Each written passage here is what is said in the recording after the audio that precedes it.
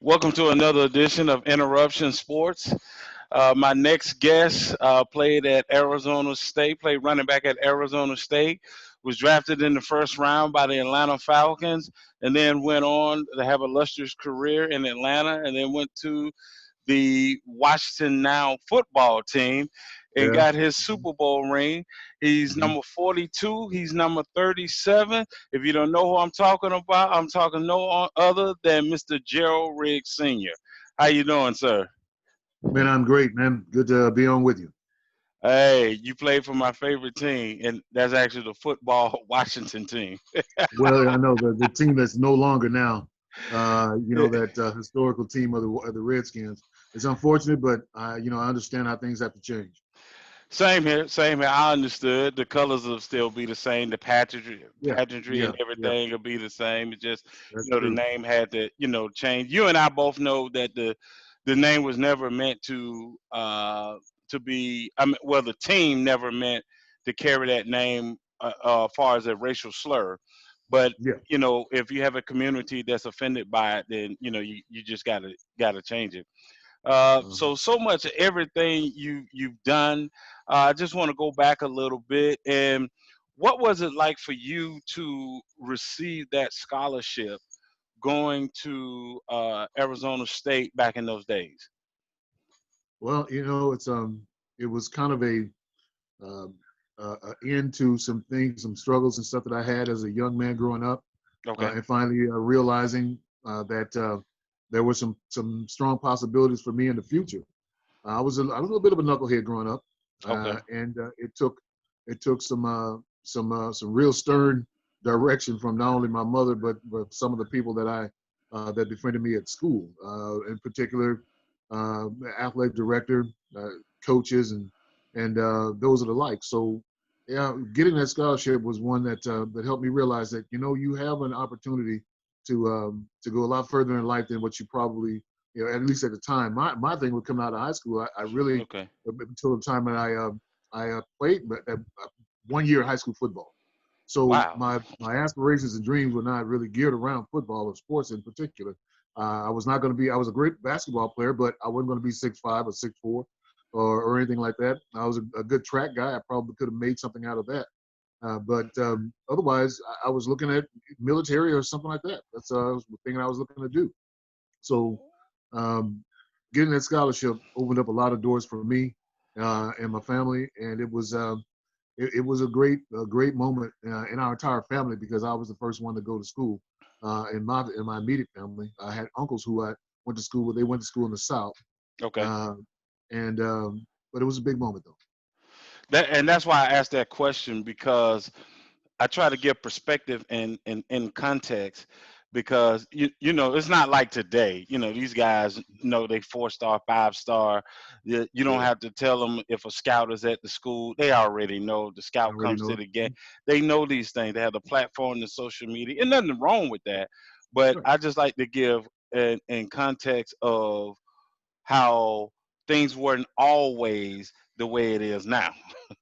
No, no, they had to really do some work back in those days. The scouting and all that sort of stuff was nowhere near like the stuff it is now. These guys were, I mean, they literally had to go places Right. and gather the information, see for themselves what kind of player was out there, really talk to the people based on what kind of character Sure. and what the family was like. Now they upload that information and everybody can go on there and look at it and see and say, well, he sounds like one of the guys that we would want to have. Whereas back in the day, they would get face to face, and you knew pretty much from the get go Right. if you had an opportunity to be there, and they would tell you straight up and down, well, we're just not. We came to see. We think that you have some ability, but not at our university. And the things was just entirely different then. Oh wow. So it wasn't like they just stopped calling or anything. It's they would just let you know straight up, like, hey, you Yeah. all right, but you're not all right for us. Yeah, I mean, it was brutal, but at the same time, it was I think the parents back then appreciated the honesty. Okay. Nowadays, you got guys just pulling the shades over your eyes and got you holding and waiting and got your kid, going nuts having anxiety attacks, wondering if they're going to get an opportunity to Sure. play at maybe their set school that they want to go to, or if that school truly wants them in the first place. Wow. Okay. So yeah. So you're right. It was. I mean, to at least know where you stand. To know Yeah, exactly yeah. where You you knew where you stand. stood real quick. In the era that you played college football in, talk to me about how much fun was it, far as playing and just experiencing the college life at that time. It was a lot of fun. Let's put it that way. It was a little. I mean, coming to from Las Vegas. Right. First of all, I still had a backyard where I pretty much grew up pretty quick Mm-hmm. with all the things that I had gotten into and been involved with. But Okay. finally, gonna getting on campus, Mm-hmm. getting out of the basically the hell week that we had. We went in Arizona State. We went up to Camp Tonazona, and Okay. we were up there for was it a week, almost week and a half. So Okay. getting back on the campus and getting to know, see students and being on a campus where there was, 40,000 students on the campus, it was quite overwhelming in the beginning. But as you got to know the players, as you got to know, the things to do on the campus, Right. college life back then, and certainly for a young man like me, was a very very fun time. Made a lot of relationships with players and coaches alike, and Sure. just a lot of students from every other walk and nationality. It was a great time, and it still is a great time for all these kids as long as they go Sure. there with the right frame of mind. Because as one coach always was told me back in those days, even some of the friends that you have on the team, they're not here to be students. They're here because of it's a way to get away from home. They've done Right. well, but not everybody's going to do well, and you got to be careful about the friends that you pick and choose. Gotcha. Mhm. That let me ask you a question. You kind of I didn't even have this as a question for you, but you just said something that struck a chord with me, so I want to get your perspective on this. Yeah. I like the fact, California has passed a law where players can, get paid for their likeness, and then Mhm. we know pretty much probably next year, and the SEC and all these different conferences, will adapt to that. Yeah. Do you think some people are going to get lost in the wash, whereas you are now can make money off your likeness, right? You can get an endorsement deal, but you're still not valuing the education part. Because I say that, and the reason I'm asking you this question is because I look at guys who coach at the collegiate level. Well, in order to do that, the prerequisite is you have to have a college degree. Hmm. So guys that could be great coaches in the waiting, if they don't graduate, because now we're gravitating so much towards money, they're not. Maybe I'm afraid that some guys won't value the education. What is your kind of perspective on all that Well, that's coming I, forth? I think it's I think it's a little different in that terms because Hmm. it's up to them individually. Okay. When you come to college, it's time you're either going to grow up or you're going to be, kind of get lost in the wash because of so much going on. Okay. So it's individually kind of geared around, and even the aspect of them making money. Hmm. There are only certain players who are going to make that type of money. I Right. understand this. It's not like everybody's going to be, getting even dollars across the board. If you're Right. a star player and your jersey sells more, and they gear around, who makes what and all that sort of stuff, then that's going to happen. So I think that if anything, I think a lot of guys may look at it as maybe a motivation to carry on and do great things in whatever area they particularly Okay. want to. If they want to get into coaches, Hmm. get into coaching and whatnot, they're going to be guys who, they're not going to be those star players, but they're going to do all they can while they're in school to stay or keep themselves in the sort of in the backfield of sports, whether it's an agent, whether it's some type of a sports management type Hmm. of person or whatever. They probably going to be in that area of expertise. So if they look at it that way and say, yeah, I didn't make it all when I was in college, but I'm gonna Hmm. make up for it when I get out. You know what I Gotcha. mean? So I Sure. don't. I think it comes down to individually what it is. It is not going to be a fair system. I can tell you that right now. Um, Right. so across the board, there are going to be guys. There are going to be some people who are a little upset about that. They want a little bit more money, and that's unfortunate. You know how that goes with money. Some of them Right. have that love of it, and they do all they can to to try to get themselves in the best position they can. But it's not going to be that way for everybody. It's going to have its ups and downs, and it's going to take a lot of tweaking um, to have that system in effect. Does it need to be there in place? Yes, I do. I think it does. It's been Yes. going on too long that the universities and the people have behind these programs, whether it's Right. football, baseball, basketball, are making millions and millions and billions of dollars. And then they'll say with the kid that, well, as long as you go through and get your education and get out and get a job, you have an opportunity or possibility to make as much money. Never will they make as much. Some of them will never make as much money as they may make in college with before they get out. So I know a lot of guys who came out and took some pay cuts. All Right. right, so we'll see. We'll see. I appreciate that answer. Um, how you mentioned about how you getting that scholarship and how effective and how helpful and happy the whole family was for for you as well as for yourself. So how was that also when you were drafted by the Atlanta Falcons in the first round? Well, you know what? It was that was another milestone for me. It was something that I didn't expect. I when I got into college, I had only played, like I said, 1 year of football, so I was Hmm. not so high strung and geared on football as probably a lot of guys were. Hmm. But over the time, and we had to go 4 years of school there at the time. It wasn't like we come out early or anything. We did have what they called a hardship, but Okay. only very few players got that opportunity in football. So going through that 4 years and going from a tailback Hmm. being put in a fullback, it was something that I didn't expect that to happen in that way. And as I went along, I got better at it and got to the point where I was probably the top. Actually, obviously was the top fullback in the country. And there's never been a fullback since then drafted that high in the NFL draft. So I had the ability to do both fullback and tailback, Right. which put me in a pretty good position. So now I get on draft day, which we didn't have all the hoopla like they have now. Right. Right. They got everybody and their mamas, man, at the table and in the rooms, and they got film and they're on everybody waiting for to see the emotions and reactions. So I myself was at a bar at a pinball machine, playing that and watching the draft on TV. Okay. And then and my agent at the time, he felt that we had a chance to get in the top 3 rounds. Hmm. Being that I was a fullback again, but again with my stats and what I was able to do, I was pretty much I did it all. So I'm sitting there playing on the pinball machine, and the guy I knew, the bartender, he Hmm. comes hard at me across the bartender and say, Gerald, you just been picked in the draft. You just been, and I'm like, yeah, right, okay, Yeah. give me some change over here. You're about to lose my quarter.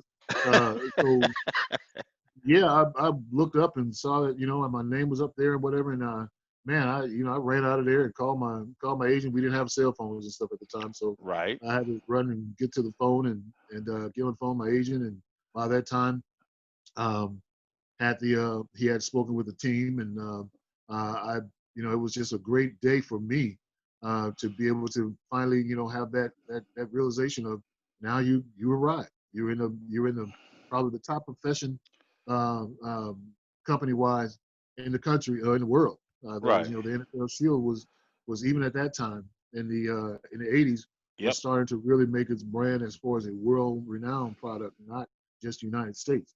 So now here I am getting an opportunity to play in the most recognized business in the world. So it was a great moment for me, yes, and my family, yes. It was fun. You went from far as that day, Mhm. playing pinballs to the NFL. Yeah, yeah, exactly. Yeah, you're absolutely right. And I think to this day, and they're no longer with us, but Eddie LeBaron and Tom Bratz, who were the general managers and stuff at the Atlanta Falcons at the time, they spent. I never met those guys, never met them the whole time, but they Wow. obviously followed me Sure. pretty closely up until the draft time. And when of course, I got a chance to meet them when I got to Atlanta, but I never knew that they had such high expectations for to get me in the draft, and they pulled it off and was able to obtain me there as a ninth player overall pick.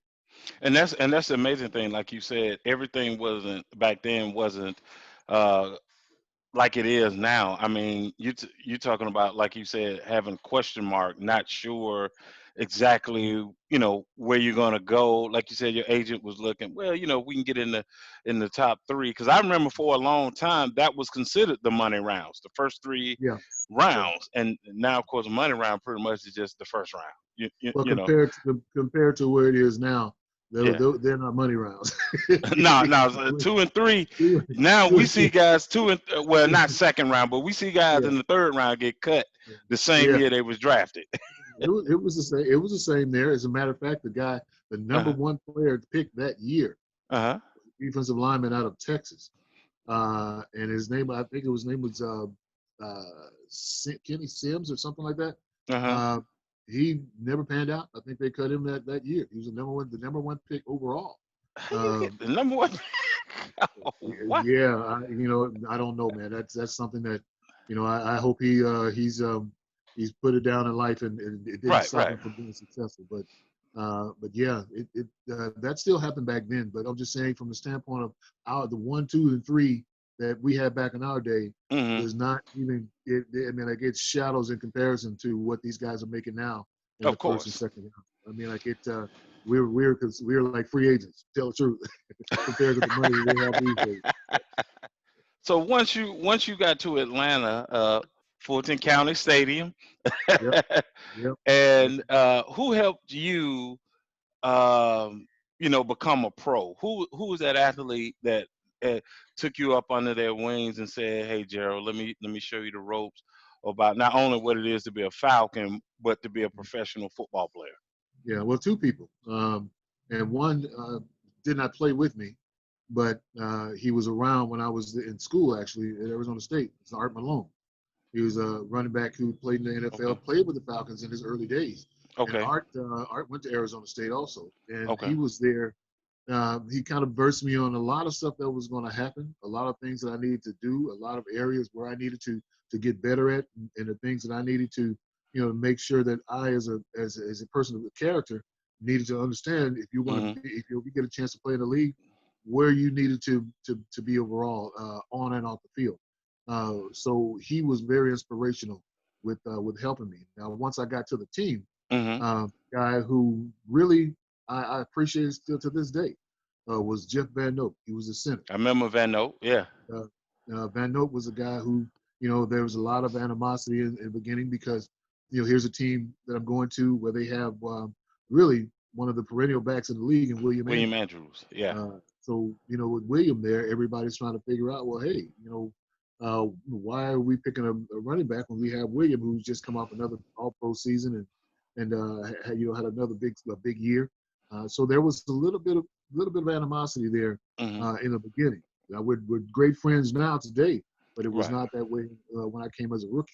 But Jeff Van Note was a guy who kind of pulled me aside. I never forget, one day in the locker room, he just came and sat by me, and we struck up conversation, because nobody was really, even though I'm a friendly person. Right. Guys who I feel that don't really connect with, Hmm.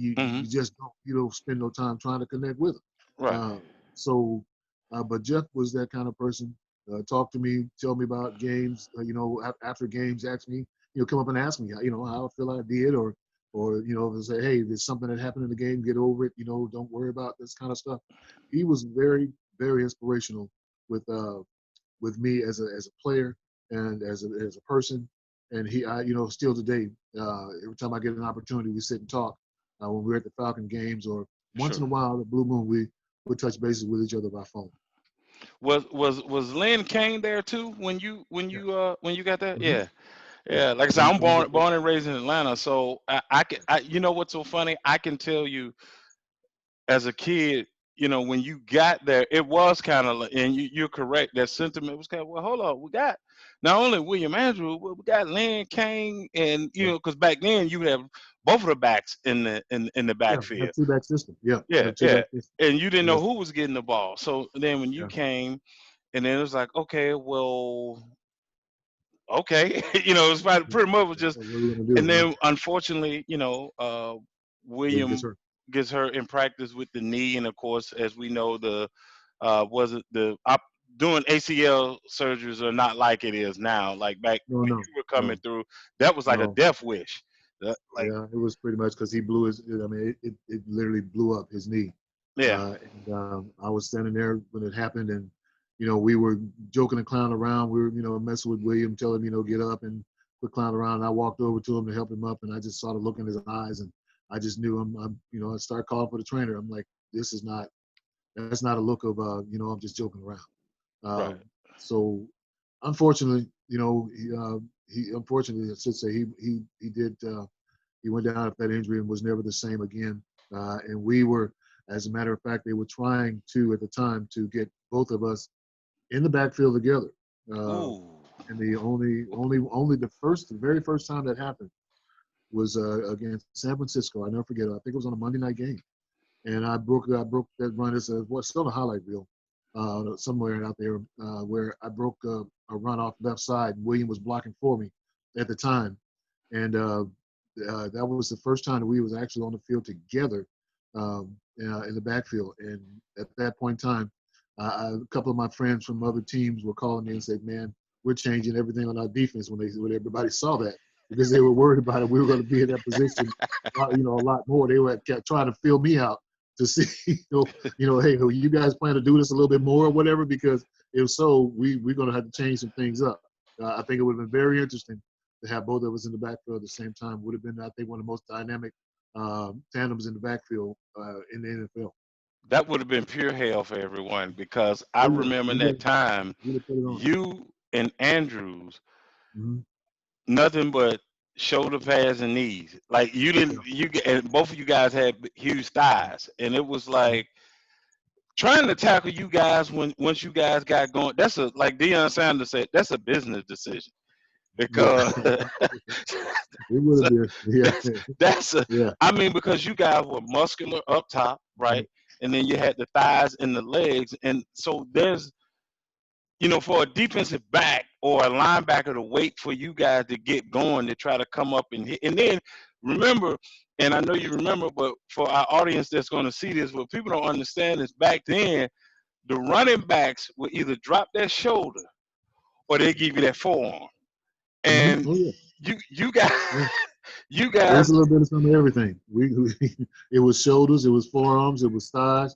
So it was almost they had to make up their mind real quick. If your heart's gonna be pumping some peanut butter, or you're gonna go up there and just just try to make a play. but all I played was high school football, and just Mhm. knowing seeing a back like you coming. I remember one time the coach said, "Smitty," called me by my last name. Uh-huh. Smitty, they coming your way. And I looked at I was like a more of like a outside linebacker, like a Lawrence Taylor in a 3-4. Uh-huh.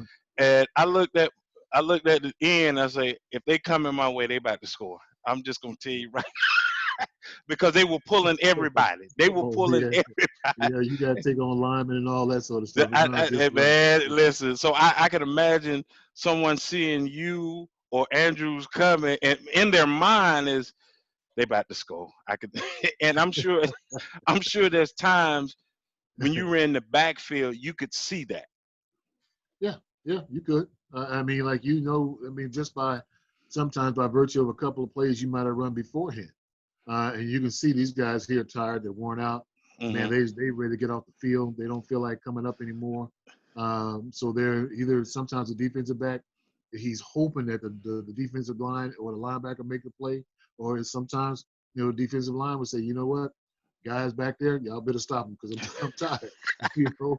So it was twofold as far as I'm concerned. But sometimes you really could tell when you were kind of wearing on those teams, and they don't want to see you coming anymore. How was when you got here and you was playing at Fulton County, you playing for the Atlanta Falcons? Mhm. How was the city for you, the city of Atlanta? What was that like for you? Living here Lovely. I in mean, lovely. ATL. That was man. I loved it. Atlanta was really starting to take off then in the '80s. It's nowhere near like it is now, but Right. that was a start of all of what it is now. So the city was great. Only thing I didn't like was the media.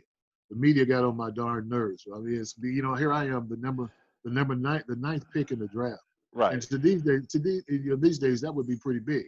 You would think, Right. and even back then I thought it was Yeah. big. But it was my first question, my very first question. I'd never ever forgotten when I got off the plane. I stood in front of probably about 6 or 7 or 8 media guys with microphones, Uh huh. and the very first guy who asked a question of me asked me, "Have you heard of Herschel Walker?" And I looked at What? him like, "What the What? hell?" What? Why are you You asking? yeah, What? and I said, "I played in the Pac-10, at the time, and I'm out here in Atlanta. I have no idea. I mean, where does he go to school at, or where he's in the University of Georgia and all that?" So I was like, "Next question," because I wasn't going to answer that. I'm like, I don't know who the guy is. Well, So, I'm still so trying to figure out why after a while, even ask you that question. yeah, exactly, yeah, exactly. But What does? that was it. That was the media, and for a while, me Uh, and the media did not have a very good relationship with some of the guys because of I knew who they were, and I knew mm-hmm. kind of they may have had an agenda. So I was kind of versed by some of the coaches and some of the public relations people of Sure. who to talk to and who not to talk to. That was. I mean, I spoke with. I interviewed one of your old teammates, and that might be right up there with them asking Doug, how long he been a black quarterback. Or even about quarterback. Yeah, yeah, yeah. You may be right. But that one, I couldn't. I have never forgotten that, and Like what? I don't remember. I don't remember the guy who asked me, but that was the first question that I had when I got off the plane. Wow, that's. I mean, because I mean, you come into the team. What does? First of all, Herschel's not even playing for the I think he Falcons. was a. I think he was a sophomore or junior then. I think he was a junior. No, he was a sophomore. He was a sophomore because he came out the next year Right, but for I'm the just saying. year I'm after just that. saying the two. It's not even correlating. Why are you No, asking the question? Doesn't make sense. no, no, not at all. So what was? I never knew. What happened to for as you to leave Atlanta? You know, the Falcons, and of course go to my favorite team. I was happy when you got there. I just did. I didn't know what because once again, the media, the coverage of the NFL and everything wasn't like it is now. What happened? How did that come about for you to get to the DC? I think that's still one of the strangest stories. If anybody wanted to look into it in the NFL history, in that Marion Campbell, who was the coach of the Atlanta Falcons at the time, Right, right. um, never spoke to me about trading. Never spoke to me about um, the future in Atlanta. How I Mm. how I felt or anything.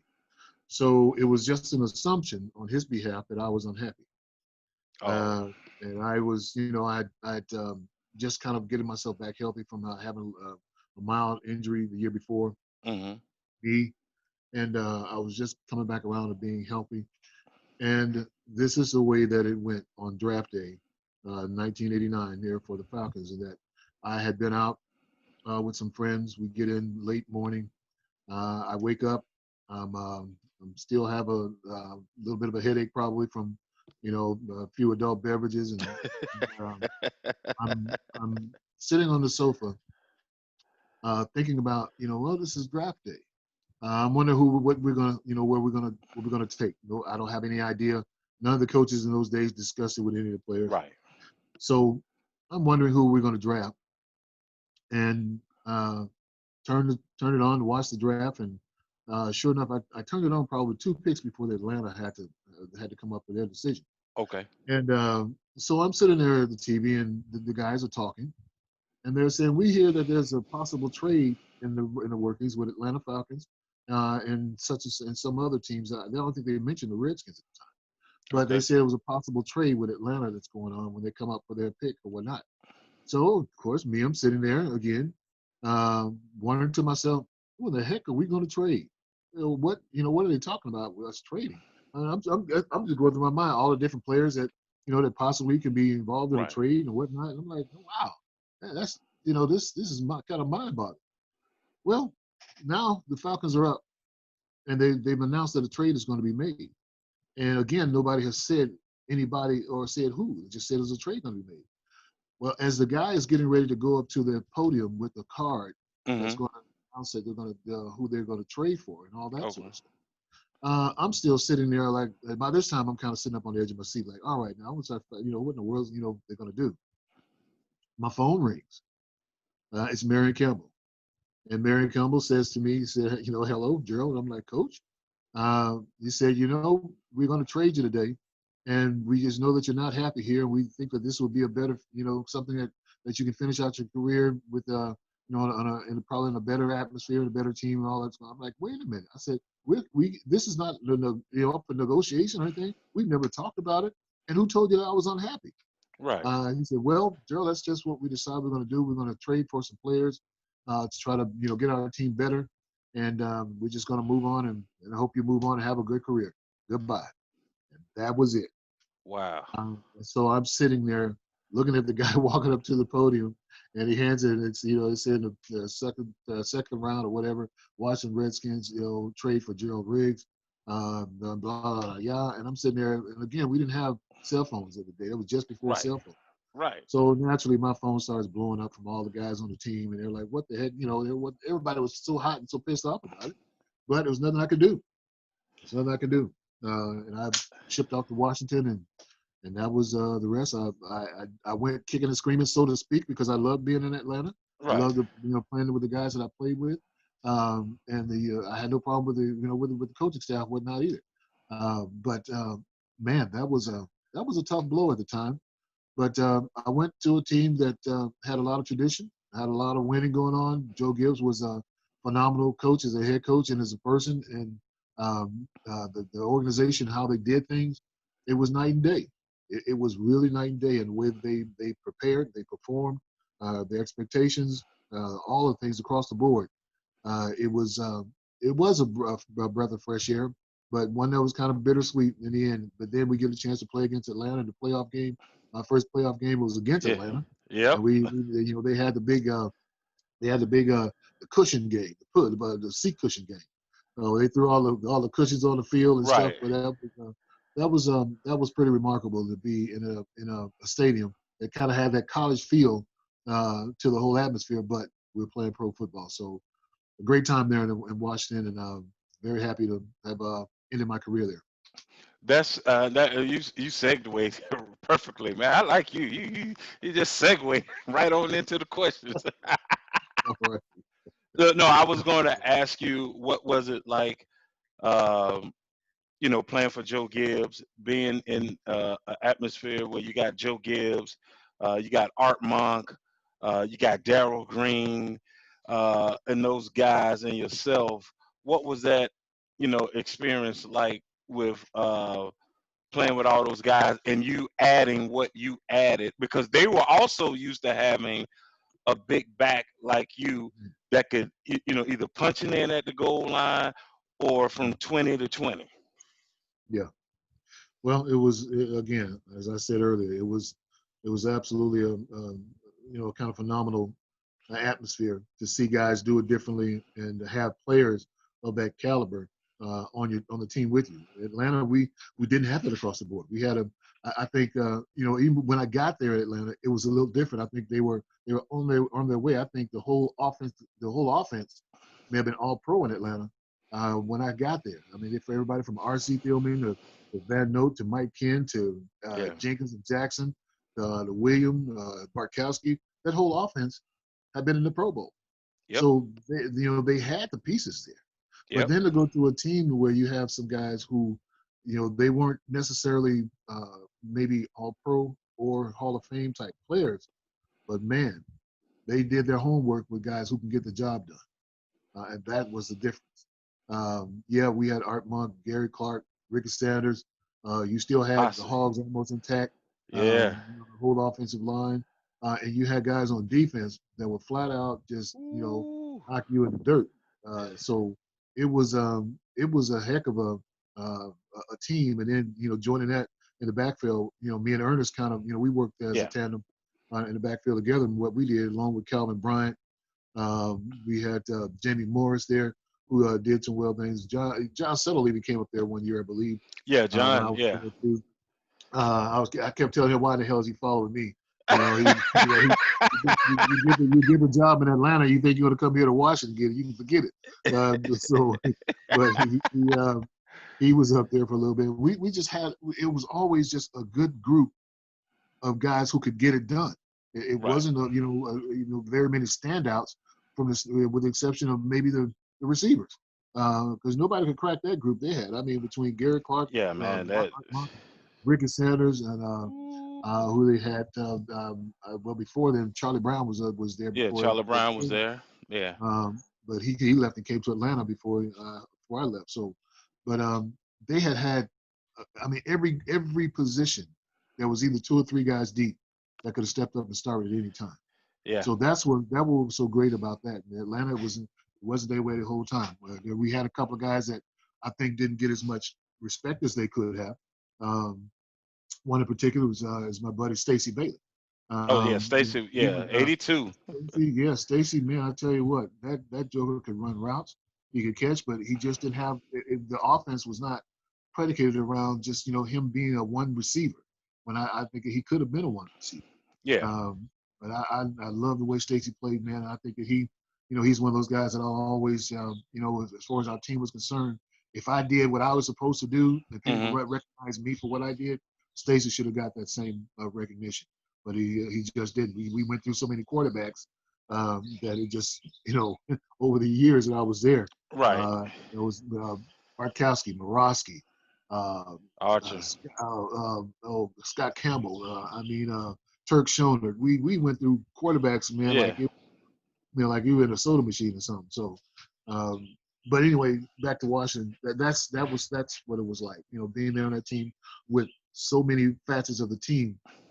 Really, you could not find a weak spot on the team because there's so many guys, and every position was so deep enough that everybody had something to offer that either came in after that guy. If Right. if one guy went out, next guy came in. It's like, oh my God, what we gonna do with him? That's basically what it was at every position. That well, and the amazing thing about you. Well, before I get to that, I want to. Didn't you also? Because there was another guy looked like he was coming into his own when you was with the Falcons. Then you played with Crudup, Uh, Crudup, David Crudup, David Crudup, yeah, the safety. Yeah. yeah, David Crudup, yeah, he was from California too, wasn't he? Yeah, another Yeah. California somebody. He was another guy like a Bailey who was Yeah, like uh, coming into it to his own. Was about to look like he was about to just rise to be, a great player. yeah, yeah, yeah. I remember Crudup very little, but yeah, I do remember him being one of those type of players. He had some ability, but just never got to that point. Yeah, Yeah. yeah, That I unfortunately. was about that 91 Super Bowl and what you mentioned about the team being so deep because it was funny you were running the ball all year and it seemed like when you got to the Super Bowl Coach Gibbs changed it up and it looked like Ricky was running more. Ricky Irvin. Yeah. But then when we needed those tough yards, when we needed the touchdowns or whatever, there you were.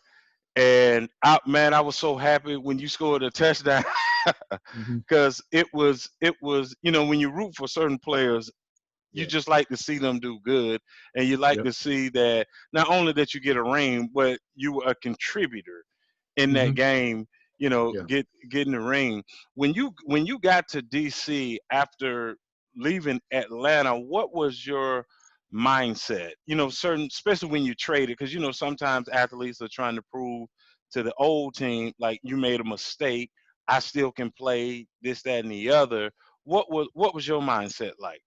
Yeah, I think it was one in which I really wanted to come and kind of set the place on fire. I Okay. really wanted to, the history there with John Riggins and Timmy Smith and those guys who had big Mm-hmm. games for the Redskins. I Mm-hmm. wanted to come in there and kind of outdo what all they did. At the time when I was traded, I didn't realize that Ernest was coming there Okay. until I got there. Then I realized that, okay, hey, we're going to be here together. We did not. Um, um, from a standpoint of the offense, it was still catered for me. It was still an Right. offense that one back system was just like Dan Henning told me when I got to when he got to Atlanta Right. that he came straight up and told me. He said, I only heard of William. I only knew what he was and what he did. We were trying to figure out how we're going to utilize his offense and whatnot. But he said, Gerald, this offense is made for you, but I'm not going to give it to you. You're going to have to go out and take it. Competition was not something I was afraid of. I Right. didn't shy away from it, and I wanted that same atmosphere there in Washington. Ernest was coming in, but it was still the same offense, and I knew that I could run it better than any of them. Now, Gotcha. Ernest had his area of it, where he was good at running pass routes and all that. Did an H back most of the time. Right. He would run that, but I had gotten hurt in that season. I had a foot injury, Okay. so I was slowed up for a few weeks, and I had just gotten healthy just before the playoffs.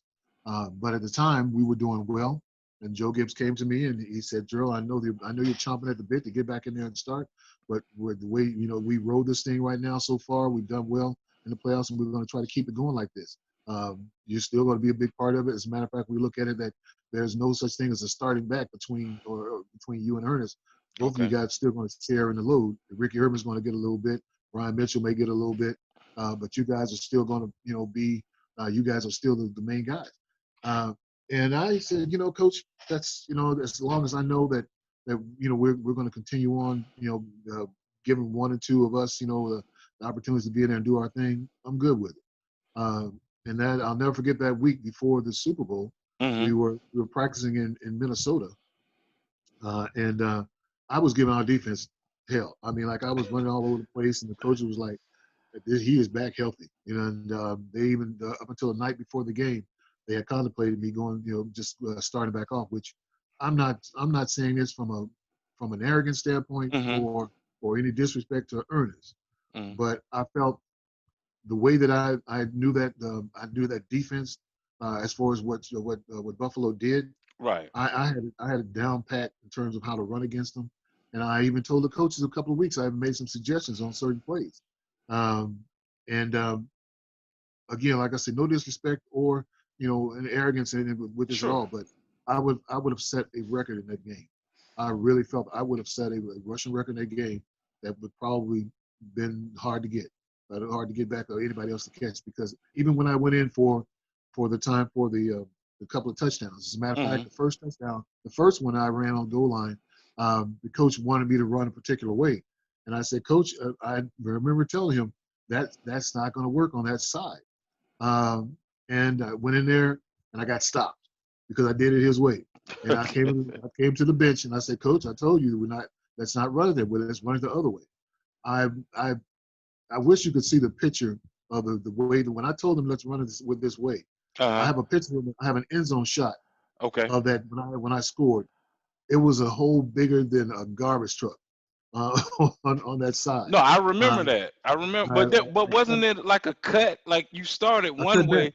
Yeah, I I cut thought back, so. Thought so. and I told him that was going to happen. I said this is what we. I said, and I talked to Gibbs, and Gibbs looked at me. And he was like, "Okay, go ahead. You guys run it." And he kind of gave me the look like, "If we don't score, you better not come back to the pitch." But we got out there, man, and guys were just hyped up, and we were getting ready to go. And sure enough, ran that play. I cut it back, and I'm telling you, that was the biggest hole I'd ever seen in any time of my career because of the way guys always played up against me. But I came in the game a couple of other times and had some runs that, um, I was able to break loose again. Ernest is not. He was not that physical of a guy. I mean, as far as that's concerned, as I was Right. concerned, the way I ran, Ernest was. He was very physical at the point, but my thing was being physical all the way through. I'm gonna. Yeah. I'm No. not. I'm Yeah. gonna. You I'm gonna were. Yeah. keep up You. as much speed and strength, and I'm gonna hit the guys as much as I can in between. 4 or 5 or 6 guys who are gonna come up to make the tackle. I'm gonna make sure they know that I'm there. So we were just different. We were different in that regard, but I really feel with even the way that Ernest played in the game, which he played extremely well. He Mhm. did a wonderful job, but he didn't run the ball the way that I did. So, That now that explains to me, or at least gives me the understanding of the celebration when you scored that touchdown and you spiked the ball. Now I get a different perspective. It was more so not like, yeah, I scored a touchdown. It was more you scored the touchdown, but I told y'all Yeah, if you let me run it this way, yeah, I would have done yeah. that last time. You It know, was kind and of like not a to say, it was like a vindication touchdown for you. well, it's I think on the in the NFL, you get to Mm, play the game. They're men out there. You're right, not going out there as some neophyte, right. trying to learn or whatnot. You once you get your first couple of the licks in the NFL, Mm, you grow up and you grow up quick. And I think over the years, they had that respect for me. There were times when I was in Atlanta, David Archer was quarterback, and we would be passing the ball. And I'd say, David, we need to run it. David would look back at me and say, Gee, what do you want to do? Because we're guys out there in action. Coaches are looking at stuff from upstairs, and they usually get a general idea of their ideas of seeing what the defense is going to be like, the tendencies, and sure. personnel and all that sort of stuff. But we're out there on the field, and it's not to maybe to cut away from all this other stuff, but I take it all the way back to uh, the, the game that's so painful to me today. I still have cigars in the boxes where I was going to smoke when the Falcons were in the Super Bowl, and I Okay, haven't smoked. I haven't had a chance to smoke them yet. So Matt Ryan in the case where he was, okay, I think that he should have taken that game over, being that he was on the field. He knew if he knew the playbooks and he knew what the tendencies were. I felt that he should have taken control of that game. gotcha. Um, it shouldn't have been up to the coaches calling plays because some of them sometimes get really kind of enamored with their personality. With Sure, well, I want to look good, I want to make the right call and all that. But right, you know what? It comes down sometimes to the guys who are on the field. Elway was like that. Montana was like that. right, Brady is like that. These guys will call their own plays when they see certain situations because they have a feel. They have a gotcha. feel of what's going on out there and what their guys are capable of doing. And I thought Matt, I don't know if they took it away from him or he just chose not to do it. But in that case, I would have been one of those players on the sideline rallying my guys. Let's get this thing done. Matt sat over there with his arms folded and his hat on, didn't say a word. And I'm like, you're a franchise guy. You're the face of the team. Right. You need to be over there encouraging. You need to be over there firing up. You need to go over there assuring guys that you're going to get the job done, and we're going to get the job done together. And that didn't happen. So that's the kind of team that was there in Washington. Every player, I told you, yeah. you segue perfectly. to, we need to switch roles because you said waiting beautifully, I've boy. done I've done this before too, man. I have not. Oh I've yeah, I know you're no, been but away from you didn't broadcasting know for a what while. questions I was gonna have. So Yeah, for you to yeah. segue, because I was gonna ask you, I'm coming down to the last couple of questions, but Mhm. I was gonna ask you that, and so you kind of segued into it, which is, and I hate to try to come off like the old man, get off my lawn, but Mhm. to me, from being a student of the game, playing the game, at the high school level, also coach semi-pro football. It seems like players in your era and a little bit after you were more not just athletes, but were student of the game, and you Mhm. could play faster because you guys saw what was coming and you Mhm. could diagnose it and then react off of it. It seems like guys today are, yes, they're athletic, they're strong, they can run, they're fast, but it seems like they're not studying game film and they don't know how to study game film. Would you say that guys that you played with and some that came after were a little bit more a student of the game, smarter players of the game than guys that are playing today? I mean, Well, outside of your Brady's, yeah. Well, no disrespect to anybody. Everybody prepares in their own particular way. hmm Um, but there are guys who they they play with a feel. They play with sometimes of knowing Okay, some of these things or whatnot. But to be an astute player out there on the field, as I tell young players now, okay, you got to be coachable and you got to be a student of what you're trying to do. right, Um, don't take the little things for granted. Even from the standpoint of calisthenics, on the field, we did the same thing in calisthenics that I did when the day when I played in high school, till that day when I left the league. okay, So it's like get the little things down, and then you can play at full speed. There's nothing I should say, that's more scary about the game than being able to go out, than going out to the game and Hmm. not knowing what they're supposed to do. Okay. You gotta know it, up and down, sideways, crisscross, whatever, and that Hmm. way you can play fast, because the game fast, it speeds up as it goes along. From every level, it gets faster. And if you can't go out there and know your techniques, or knows what holes, or know what you're supposed to do assignment wise, Mm. you're always going to be that guy that never really gets to the top. You might Gotcha. have a great deal of ability, but you'll never get to the top. You'll never be one of the upper echelon guys, because you'll always be playing hesitant. And those are the guys who rise to the top and play and get the All Pro ballotings and all that stuff, and all, Hall of Fame, because they played with an innate ability to, like you say, dissect the plays. They Right. see it's coming. They know it's coming. It's called football savvy.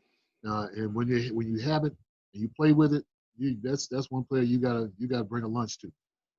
So yeah, there are a lot of guys back in our day who did that, but there were a lot of unlike some of the guys that back on, we had some nuts back in those days. I mean, Right. there were some characters back there. I mean, there are guys who would stay up all night and go out and play a football game the next day. Yeah. And I couldn't believe it. Some of the things that they would do, but it's just a little different era, no doubt about it. These guys here are, and I feel sometimes, they make relationships based on paychecks. And I Right. don't like that. It's like, Gotcha. if you're on a team, I don't care if that guy was a free agent or whatnot.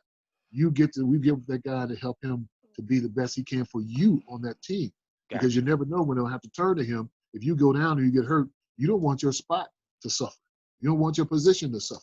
Right. And some of these guys, some of these nowadays, um, there's too many divas out there, and it Gotcha. drives me nuts sometimes to see some of them out there. They think that it's all about them, when as far as the team is concerned, they got to play together. They want to win and get to the next level, or get to that point to where you can, say that you're almost close, you're almost over that hump to get to that game, the big game, the big dance, the Super Bowl.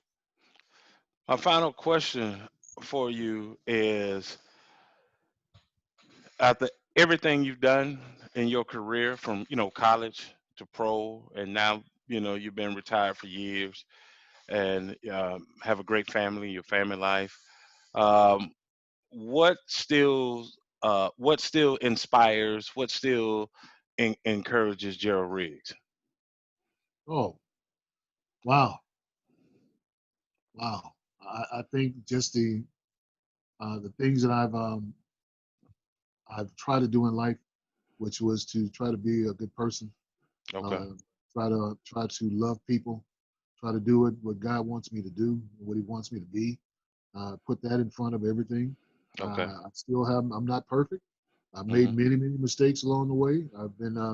I'm a complex character in itself. I'll be first. My wife would tell you that, but I feel that, I try to do those things on a regular. Um, I try to do the things that, along the way, the helping, the being involved, the being accountable, the being a stand-up person, to be that, someone that people can look at and say, hey, we don't when they look at me, they're not worried about me coming. It's like, hey, he's a good guy. We want to have him involved. We know that he's a stand-up person, and his character is not something that we have to question. So my coach, my not only my mother, but my coaches, uh, and the people that I've met along the way have been able to instill that in me, I'm thankful that I can still exhibit that and show that now these days. And Look back and say, the people that know me say, we're proud to know him. He's not a jerk. He's not Right. some kind of clown. We know him for what he is, and he's a godly man and a good family man, and he loves his family, and that's all that matters. Those are things I wouldn't say necessarily always, from an inspiring standpoint every day, but it keeps Sure. me grounded, keep me level. Sure. No, I love it. Your answer is your answer. I love it. I love it. And once again, from me being a young man watching you play in Mhm. high school, and following you from the Falcons to the Redskins, And Okay. thank you for the opportunity to sit and have a Yeah. chat with you and talk to you. Um, Once again, thank you for being who you are in the community, being a upstanding man, and being a man's man Mhm. in this day and time, and with things so different than the way we grew up. So I Yeah. appreciate you coming on the show. Interruptions. We'd love to have you on again to talk about maybe later on in the season, looking at Mhm. talking things Falcons, the Washington, as well as just what's going on in the NFL from far as a game perspective. And we'll love Yeah. to have you back on. So Okay. stay safe and be blessed, and Mhm. we'll see you. Same thing to you, my man. Again, it's an honor just to be on with you and talk with you, and we'll look forward to doing it again. All right, peace. Peace, man.